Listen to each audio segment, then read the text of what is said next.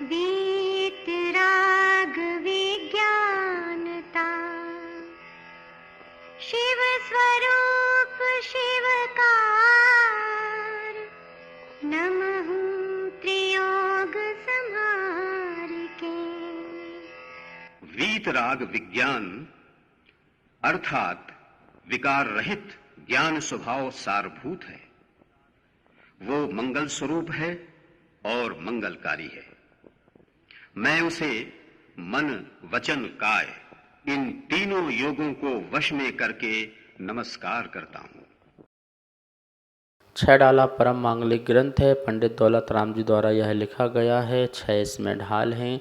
तीसरी ढाल जो है हम सब लोग यहाँ पढ़ रहे थे और उसमें भी जो छंद नंबर जो था वो 9वां नंबर का छंद था, जिसमें आश्रव तत्व, संवर तत्व और निर्जरा तत्व, इन 3 तत्वों की बातें चल रही थी। बंध तत्वों के बारे में बताया था कि कर्मों का आत्मा के प्रदेशों के साथ रुक जाना, ठहर जाना, वह बंध कहलाता है। बंध जो है वो 2 प्रकार का होता है। ऐसा द्रव्य संग्रह में भी आप जब पढ़ेंगे तो भावबंध और द्रव्यबंध ऐसा पढ़ने को मिलता है। देखिए यहाँ पे लिखा हुआ है बंध, भावबंध और द्रव्यबंध।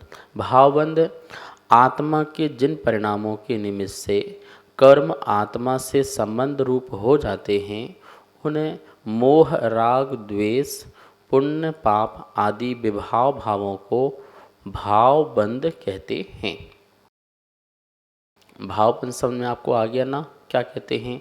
आत्मा के जिन परिणामों के निमित्त से, तो आत्मा के जो भी परिणाम होते हैं उन परिणामों के निमित्त से जो राग, द्वेष, मोह, पुण्य, पाप आदि विभाव भाव होते हैं, वही भाव जो हैं भावबंध कहलाता। मतलब ये समझ सकते हैं कि आत्मा का जो विकारी परिणाम है, आप लड़ते हैं, आप झगड़ते हैं, आप क्रोध करते हैं, मान करते हैं, मायाचारी करते हैं, झूठ बोलते हैं, छल कपट करते हैं, घर संबंधी बहुत चिंताएं करते हैं, तो ये सब क्या हैं? ये सब विकार है, ये विकृति है, हमारी जो चेतना की विकृति है। और इस विकृति को ही जो है आप भाव समझें, और ये भाव जो हैं बंध के कारण होते हैं।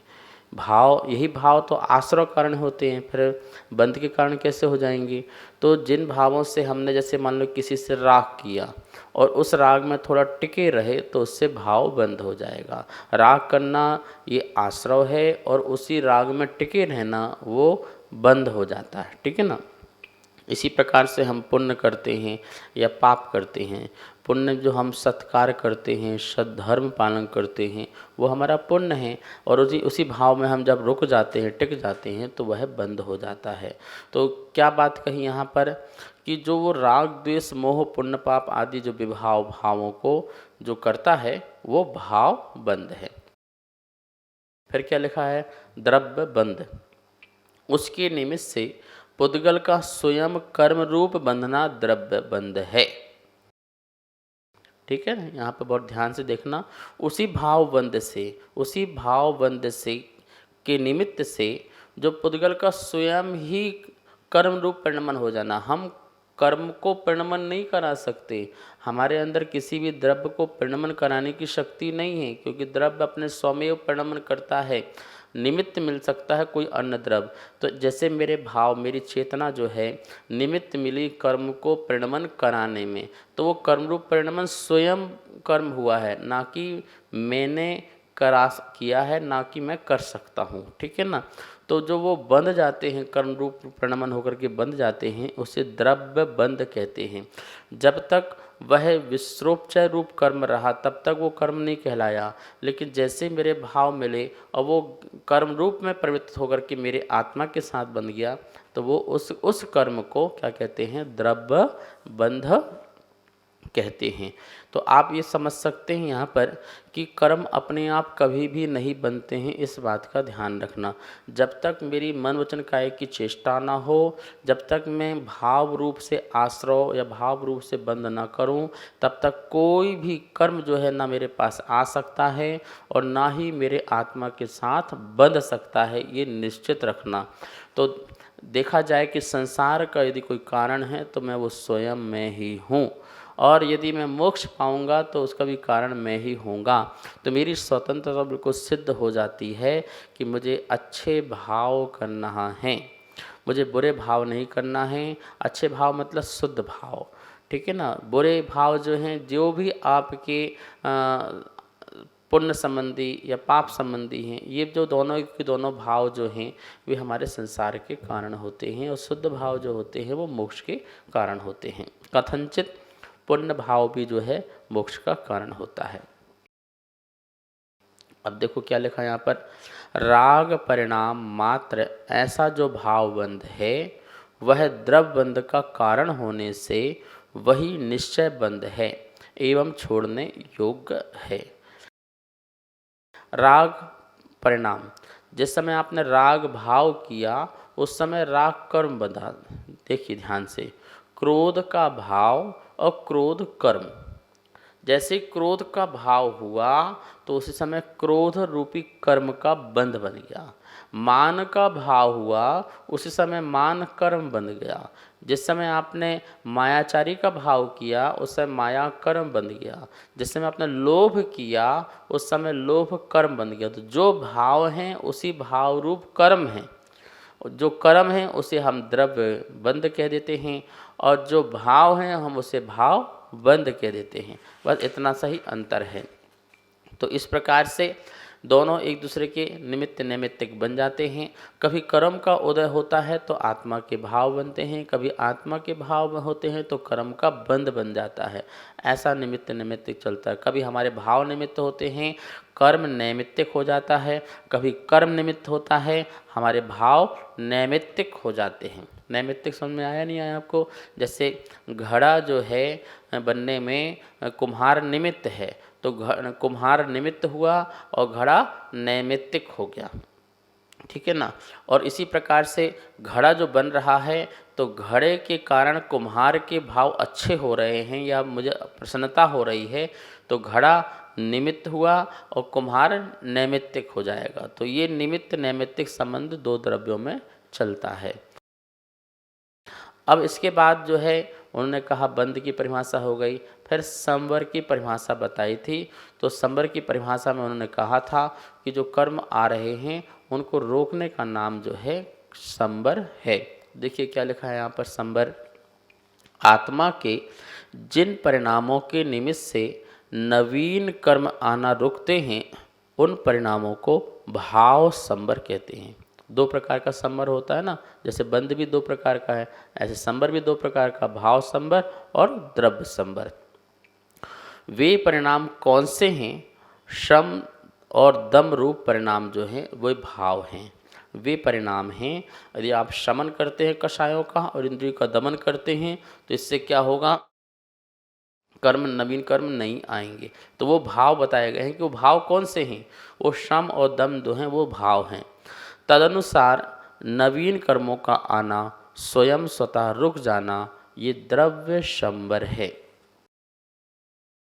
तो अपन ने जो बात की गई थी, सम दम ते कर्म न आवे, जो सम का शम का भाव रहेगा और दम का भाव रहेगा। दम मतलब कोई शक्ति नहीं दिखाना है, शक्ति दिखाना है तो इंद्रियों को बस में करने की शक्ति दिखाने का नाम दमन है। और शम मतलब शम भाव जो है क्रोध मान माया लोभ के प्रति उनको उत्पन्न नहीं होने देना, ये शम भाव है। तो कह रहे हैं आत्मा के जिन परिणामों से कर्म का नवीन कर्मों का आना रुक जाता है उसका नाम संवर है। तो वो कौन से परिणाम हैं जिससे कर्मों का आना रुक जाता है? तो बोले वो कषायों का शमन रूप परिणाम और इंद्रियों का दमन रूप जो परिणाम है वही परिणाम जो है संवर कहलाता है। कौन सा? भाव संवर। और उसके अनुसार उस भाव संवर के तदनुसार नवीन कर्म स्वतः ही रुक जाते हैं। मैं रोकता नहीं हूँ, मैं रोकने वाला नहीं हूँ, ये ध्यान रखना। मैं जो अपना काम कर सकता हूँ वो अपना काम कर सकता हूँ। क्या काम कर सकता हूँ? शमन और दमन का काम तो मैं कर सकता हूँ, लेकिन मैं कर्म को रोक दूँ मेरा काम नहीं है। आप अपना काम कीजिए और आपके कर्म के काम अपने काम के अनुसार ही स्वतः ही द्रव्य कर्म का आना रुक जाएगा, और उस रुकने का नाम ही क्या कहलाता है? फिर द्रव्य संवर कहलाता है। इस प्रकार से ये संवर हुआ। अब सम दम किसे कहते हैं? तो यहाँ लिखा हुआ है शम। कसाय का अभाव का नाम क्या है? शम है। दम, इंद्रियों और मन को जीतना, इसका नाम क्या है? दम। ठीक है ना? तुम बहुत दम लगाते हो कि हमारी दम ऐसी है, ऐसी ताकत है। वो ताकत को ताकत यहाँ नहीं मान रहे हैं, यहाँ तो बोल रहे हैं दम कैसी बात होगी? जो आपके 5 इंद्रिय के विषय हैं उन पर कंट्रोल करो, अपने भाव पर कंट्रोल करो। ठीक है? तो कषायों का अभाव करने का नाम सबसे बड़ा पुरुषार्थ है। क्रोध के कारण मिले लेकिन मैं क्रोधी ना बनूं, मान के कारण मिले पर मैं मानी ना बनूं, मायाचारी के बहुत सारे तमाम कारण मिलें पर मैं मायाचारी ना करूं, और लोभ की बहुत सारी वस्तु सामने पड़ी हों लेकिन उसको देखकर भी मैं लोभी ना बनूं, ये सबसे बड़ा पुरुषार्थ है और इसी को बोलते हैं शम। और बहुत सारे 5 इंद्रिय के विषय मेरे सामने पड़े हुए हों, पुण्य से मुझे प्राप्त हैं, अनुकूलताएं प्राप्त हैं, लेकिन उनके प्रति भी मेरा सम भाव है, अर्थात कोई विषम भाव नहीं है और उसे मैं सहज रूप से स्वीकार करता हूँ, लेकिन उनकी आसक्ति का त्याग करता हूँ, तो उसको बोलते हैं दम, मतलब दमन। तो इंद्रियों मन को जीतना दमन है। इस प्रकार से शम और दम ये कहलाता है। अब देखिए यहाँ क्या लिखा है, आहार आदि तथा 5 इंद्रियों के विषय रूप बाह्य वस्तुओं के त्याग रूप जो मंद कषाय है, उससे वास्तव में इंद्रिय दमन नहीं होता, क्योंकि वह तो शुभ राग है, इसलिए बंध का कारण है। वास्तव में स्वभाव प्रभाव के भेद ज्ञान द्वारा द्रव्य इंद्री, भाव इंद्री तथा उनके विषयों में आत्मा का स्वरूप भिन्न है, ऐसा जानना उससे इंद्रिय दमन कहते हैं। इंद्रिय दमन किसे कहते हैं? मतलब सामने भोजन रखा हुआ है और मैं भोजन नहीं कर रहा हूँ, तो उससे तो मेरा क्या हुआ? मंद कषाय हुआ, कि मेरी मंदता है जिसके कारण मुझे भोजन में आसक्ति नहीं आ रही है और किसी भी वस्तु में आसक्ति नहीं आ रही है, तो ये मेरी तो कषाय की मंदता हुई। और उस कषाय की मंदता से संबर नहीं हो रहा है, उससे तो आश्रय हो रहा है, पर कौन सा आश्रय हो रहा है? वो शुभ रूप आश्रय हो रहा है, मात्र अशुभ रूप आश्रय नहीं हो रहा है। तो हम ये कह सकते हैं अशुभ का संबर हुआ, ये तो कह सकते हैं कि अशुभ कर्म का क्या हो गया? संबर हो गया। लेकिन शुभ कर्म का संबर नहीं हुआ, शुभ कर्म तो आ ही रहा है क्योंकि मंद कषाय हैं, तो उसका भी, शुभ का भी संबर कब होगा? जब वास्तव में मैं अपने स्वभाव और प्रभाव से के भेद ज्ञान द्वारा कि मेरा स्वभाव क्या है और पर वस्तु का स्वभाव क्या है, तो स्वभाव और प्रभाव, मेरा भाव क्या है और पर का भाव क्या है, ऐसा जब भेद ज्ञान होगा तो द्रव्य इंद्रिय और भाव इंद्रिय, इन सब के जो विषय हैं उसमें हमारी क्या है? स्वरूपता की भिन्नता आ जाएगी कि द्रव्य इंद्रिय भी मैं नहीं हूँ और भाव इंद्रिय भी मेरा स्वभाव नहीं है, ये भी प्रभाव है।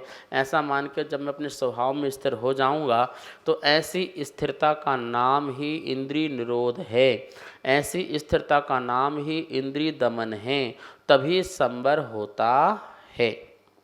ठीक समझ में आ गया ना आपको कि किस प्रकार से संवर होता है और किस प्रकार से जो है इंद्रिय दमन होती हैं।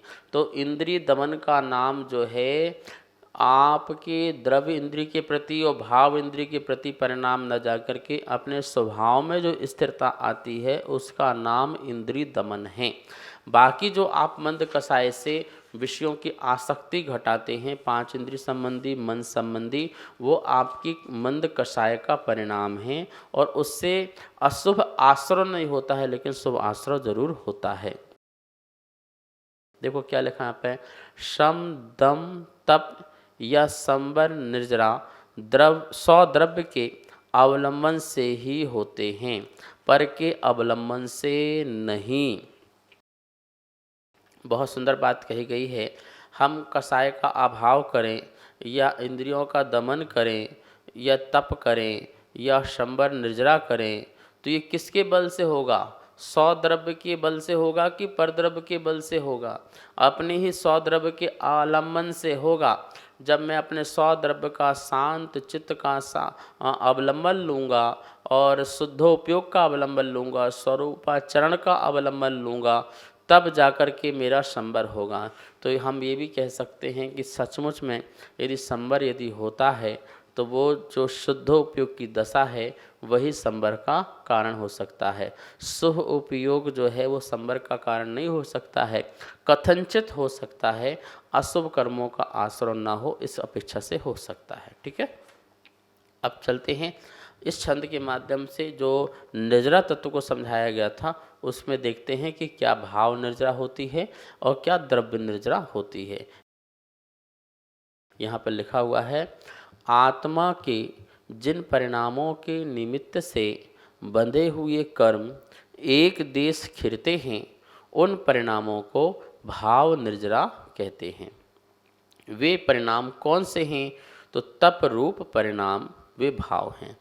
आत्मा से कर्मों का एक देश छूट जाना द्रव्य निर्जरा है। ये दोनों बातें यहाँ पे हो गई।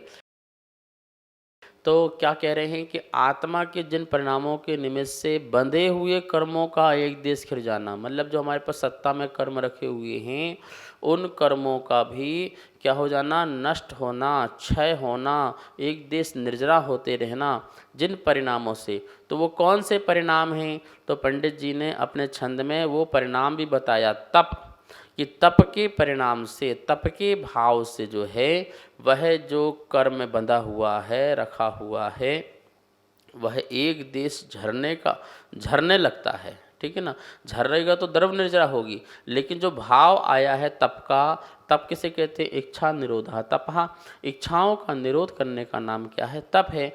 जिस समय आपने इच्छाओं का निरोध किया वो तप होगा। वो तप का जो भाव है वो भाव निर्जरा है, वो भाव निर्जरा है। और उसके निमित्त से जो सत्ता में कर्म रखे हुए हैं वो जाना प्रारंभ हो गए, जाना स्टार्ट हो गए, तो वो हो जाती है द्रव्य निर्जरा। कुछ कुछ करके छूट के निकलना वो द्रव्य निर्जरा कहलाती है। तप किसे कहते हैं? इच्छाओं का निरोध तप है, अर्थात इच्छाएं पैदा ही नहीं होना तप है। आत्मा के अवलंबन के बल से इच्छाओं का रुकना तप है। ये बहुत सुंदर परिभाषा लिखी है। हम तब समझते हैं कि बहुत सारा ये आडंबर करना और ये करना वो करना, समुद्र में के पास खड़े हो जाना, पहाड़ों में जाके खड़े हो जाना, धूप में खड़े हो जाना, ये तप है। वो तो ठीक है, वो बाह्य तप है। लेकिन वास्तविकता में उसके साथ अंतरंग का तप क्या होता है? इच्छाओं का निरोध हो जाए। ठीक है, अथा इच्छाएं ही पैदा ना हो, जगत हमारे सामने रहे लेकिन मेरे 5 इंद्रिय मन संबंधी कोई भी इच्छा पैदा ना हो, उसका नाम तप है। और वो जो तप है वो किसी बाह्य वस्तु के अवलंबन से पैदा नहीं होता है, वह तप भी अपने ही आत्मा के अवलंबन से पैदा होता है, उसके सहारे से ही पैदा हुआ करता है, उत्पन्न होता है। इस प्रकार का ये तप होता है। तो तप जो है सचमुच में निर्जरा का कारण है।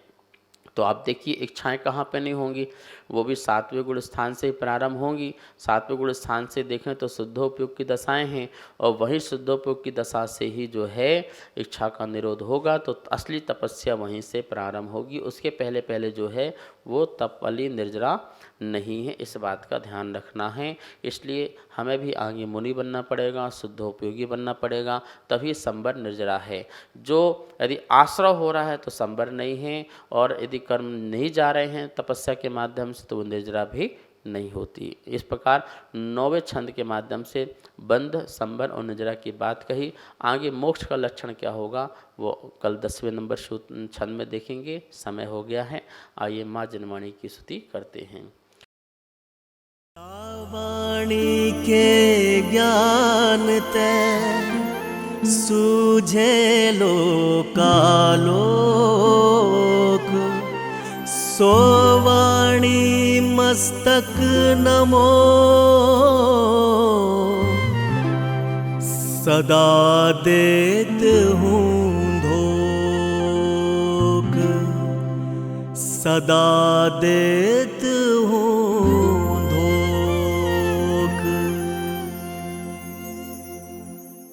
इस कार्यक्रम के पुण्यार्जक थे श्री खंडेलवाल दिगंबर जैन मंदिर, राजा बाजार, कनॉट प्लेस, नई दिल्ली, एवं श्री खंडेलवाल दिगंबर जैन मंदिर, वैदवाड़ा, दिल्ली। श्री रमेश नथुजी बेराड, सौभाग्यकांक्षिणी विद्या रमेश राव बेराड, पुत्र श्री अजित रमेश राव बेराड, पुत्र वधु ऋतुजा अजित बेराड, कुमारी अनुजा बेराड, कुमारी आरोही बेराड, पुत्र श्री सुरेंद्र रमेश राव बेराड, योगिता सुरेंद्र बेराड, कुमारी विराग बेराड, कुमारी विधि बेराड, अमरावती महाराष्ट्र।